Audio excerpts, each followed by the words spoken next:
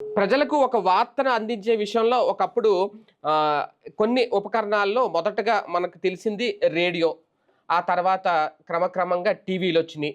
అందులో డీడీ8లు ఇలాంటి కొన్ని కొన్ని ఛానెల్స్ వచ్చినియి. తర్వాత 24 అవర్స్ న్యూస్ ఛానెల్స్ వచ్చినియి.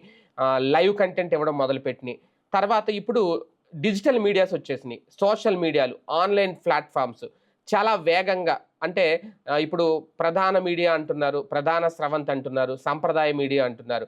వాటిని మించి ఎందుకంటే ఇప్పుడు సోషల్ మీడియాని సంప్రదాయ మీడియా అనలేరు కాబట్టి మెయిన్ మీడియాని లేదంటే ఆ వార్తా ఛానల్స్‌ని సంప్రదాయ మీడియా అంటున్నారు. కాకపోతే ఇప్పుడు తాజాగా కేంద్ర సమాచార శాఖ మంత్రి అశ్విని వైష్ణవ్ కొన్ని సంచలన వ్యాఖ్యలు చేశారు. ఆయన ఒక అభిప్రాయాన్నయితే వ్యక్తం చేశారు. ఆహ్, ఒక రకంగా ఈ ప్రధాన మీడియాల నుంచి వచ్చే కంటెంట్‌ని ఆన్‌లైన్ ప్లాట్‌ఫామ్‌లు విస్తారంగా వాడేసుకుంటున్నాయి. భవిష్యత్తులో వాళ్ళకి ఈ ఆన్‌లైన్ మీడియాలు అంటే డిజిటల్ మీడియాలు గాని, ఆన్‌లైన్ మీడియాలు గాని వాళ్ళకి పరిహారం చెల్లించాల్సుంటుంది.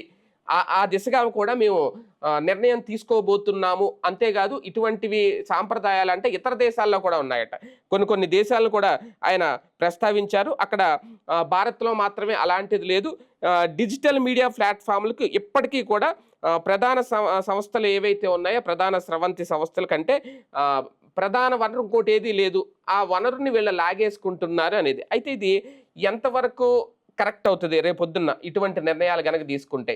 ఆన్‌లైన్ ప్లాట్‌ఫామ్‌లు, డిజిటల్ ప్లాట్‌ఫామ్‌లు ఆ కంటెంట్ వీళ్ళు వాడుకుంటున్నారని వీళ్ళకొచ్చే ఆదాయంలో వాళ్ళకి ఇవ్వడం అనేది ఎంతవరకు కరెక్ట్? దానికి పరిహారం అని ఒక పేరు పెట్టారు. పరిహారం ఇవ్వాలి అని అనుకోవడం ఎంతవరకు కరెక్ట్? ఇదే అంశం మీద చర్చించే ప్రయత్నం చేద్దాం. సార్ నాకు తెలిసి మన చిన్నప్పుడు ఎక్కువ రేడియోల్లోనే వినేవాళ్ళం వార్తలు. తర్వాత టీవీలొచ్చినియి. ఒకవేళ ఈయన చెప్పింది కరెక్టే అయితే, ఇప్పుడు రేడియో వ్యవస్థ అనేది ఒక రకంగా కుప్పకూలిపోయింది. రేడియోల వార్తలు ఎవరు పెద్దగా వినట్లేదు. కంప్లీట్ వినట్లేదని నేను గాని వినట్లేదు. అలా అంటే వాళ్ళకి కూడా పరిహారం ఇవ్వాలి. ఈ డిజిటల్ ఆన్‌లైన్ మీడియాల మీదే ఏంటి ఫోకస్? ఎంతవరకు ఇది సమంజసం రేపొద్దున? భారతీయ జనతా పార్టీని ముంచడానికి ముందుకొచ్చినట్టున్నాడు ఆయన. అశ్విని వైష్ణవ్ మంచి ఎడ్యుకేటెడ్. అతి చదువు కూడా ప్రమాదం అన్నమాట రాజకీయాలకి. Failed minister. ఆయన అద్భుతమైన సక్సెస్ రైల్వేలో ఏమన్నా అయ్యాడా? రైల్వే ప్రమాదాల నివారణ వల్ల కావట్లేదు. రైళ్ల మీద దాడులు జరుగుతుంటే కంట్రోల్ చేయడం ఆయన వల్ల కావట్లేదు. చాలా పూర్ పెర్ఫార్మెన్స్ మినిస్టర్గా. అట్ ద సేమ్ టైము లోక జ్ఞానంతో సంబంధం లేకుండా వ్యవహరిస్తాడు అతను. దానికి సాక్ష్యం ఇప్పుడు మీరు అన్నటువంటి పాయింట్. ఒక ప్రభుత్వానికి వాస్తవంగా భారతీయ జనతా పార్టీ పవర్లోకి రావడానికి కానీ ఎన్డీఏ ఇవాళకి కూడా 3 నడుస్తోందంటే సోషల్ మీడియానే కారణం. ఇప్పుడు ఆ సోషల్ మీడియా గొంతుకు వస్తానంటే బీజేపీ తన గొంతు తను కోసుకోవడమే. అది కూడా అశ్విని వైష్ణవ్ లాంటి కోసి పెడుతున్నట్టు. ఇది ప్రింట్ మీడియా నుంచి వచ్చే కాన్సెప్ట్ అనుకుందాం ఫర్ ఎగ్జాంపుల్. నిజం ఈ కాన్సెప్ట్ వార్తా పత్రికలు, వార్తా ఛానళ్ళు రెండు మాట్లాడారు. వాటిట్లలోది కంటెంట్ ఎట్లా జడ్జ్ చేస్తాడు ఈయన? ఫర్ ఎగ్జాంపుల్ ఇదివరకు మేము ఈనాడులో పనిచేసే టైంలో ఏజెన్సీలో ఉన్నాయి పీటీఐ యుఎన్ఐ అని. ఆ ఏజెన్సీకి న్యూస్ కింద డబ్బులు ఇస్తారు. అంటే టోటల్గా నెలకింత సబ్స్క్రిప్షన్ కడతారు. నేషనల్ ఇంటర్నేషనల్ వాళ్ళు ఇస్తారు. స్టేట్ లెవెల్లో మనం ఉండేవాళ్ళం స్ట్రింగర్ దగ్గర నుంచి. ఏఎన్ఐ అనేది మళ్ళీ టీవీ ఛానల్కి అది తర్వాత రోజుల్లో వచ్చింది. ప్రింట్ మీడియా వరకు అయితే అప్పుడు పీటీఐ యుఎన్ఐ ఉన్నాయి.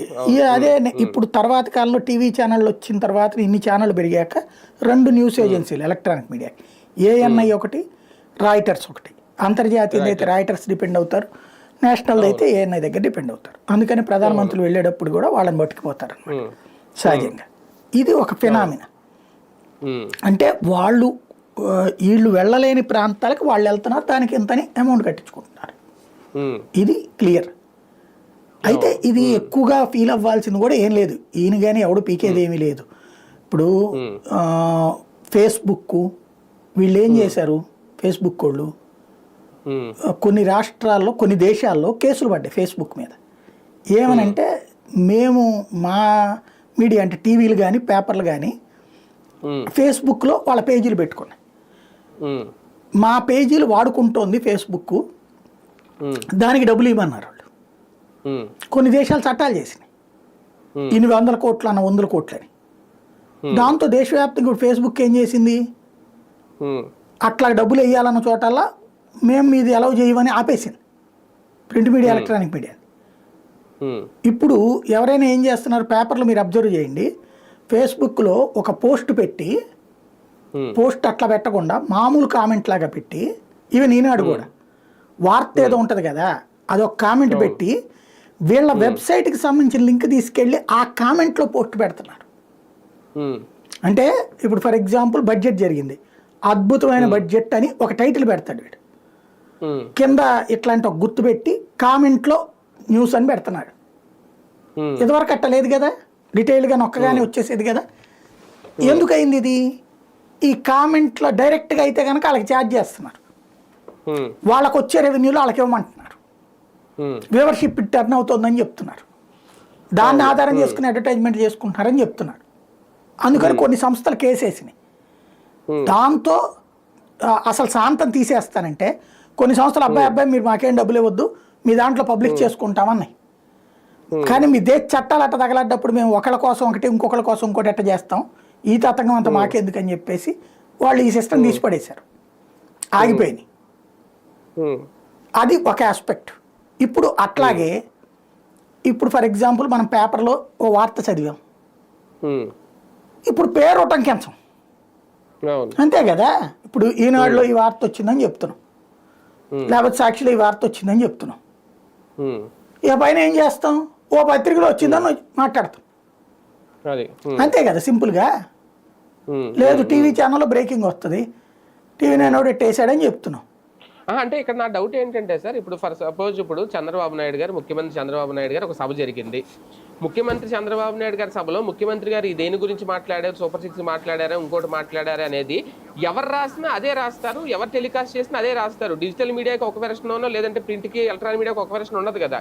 అప్పుడు ఆ కంటెంట్ని డిజిటల్ మీడియా ఆన్లైన్ ప్లాట్ఫామ్లు విస్తారంగా వాడేసుకున్నారు అనడానికి కొలమానం ఏంటి? లేదా దాంట్లో వాళ్ళు ఏమంత ఇదేం చెప్పలేదు కదా, వేగ్గా చెప్పాడు. ఇప్పుడు కొంతమంది ఏం చేస్తున్నారు అంటే కాపీ పేస్టులు చేస్తున్నారు, వాళ్ళ కోసం చెప్పాడు. అంతమించి దాంట్లో ఏం పెద్దగా ఏం ఉండదు.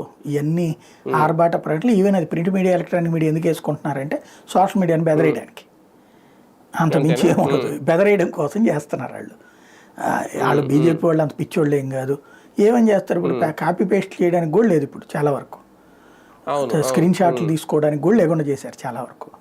బేసిక్గా ఇంకోటి ఏంటంటే వాళ్ళ పేపర్లో అలా తీసుకోవాలి. ఇప్పుడు వాడు ఏమో ఇంకోటి ప్లాట్ఫామ్ నొక్కుతున్నాడు. ఇప్పుడు యూట్యూబ్లో ఉంటున్నాయి ఈ టీవీ ఛానల్ అన్ని, మరి యూట్యూబ్ ఇచ్చిందని యూట్యూబ్ కూడా అన్న వీళ్ళ దగ్గర డబ్బులు వసూలు చేస్తున్నాడా? లేదు కదా, ఇంకా యూట్యూబ్ వీళ్ళకి డబ్బులు ఇస్తుంది కదా.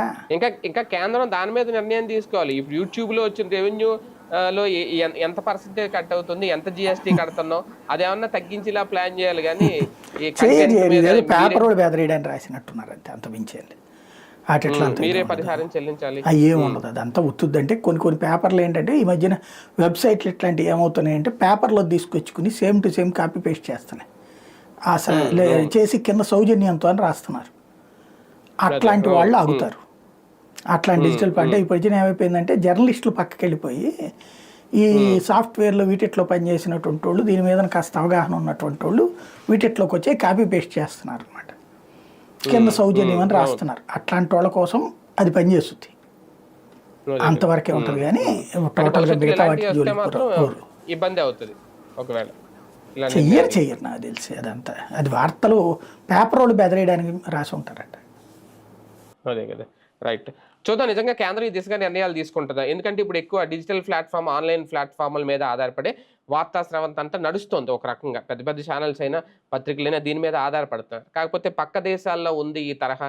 రేపొద్దున మీరు కూడా పరిహారాలు చెల్లించాలి, ఆ దిశగా మేము కృషి చేస్తున్నాం, ప్రధాన స్రవంతిని ఎట్టి పరిస్థితుల్లో ఆదుకుంటాం, వాళ్ళకి ఇబ్బందులు కలగకుండా చూడడం అనే ఇటువంటి ప్రకటనల్ని యాక్సెప్ట్ చేస్తారు. అదే పరిస్థితి వస్తే ఖచ్చితంగా ఇబ్బంది అవుద్ది. చూద్దాం మరి కేంద్రం తరహా నిర్ణయం తీసుకుంటుంది లేదు.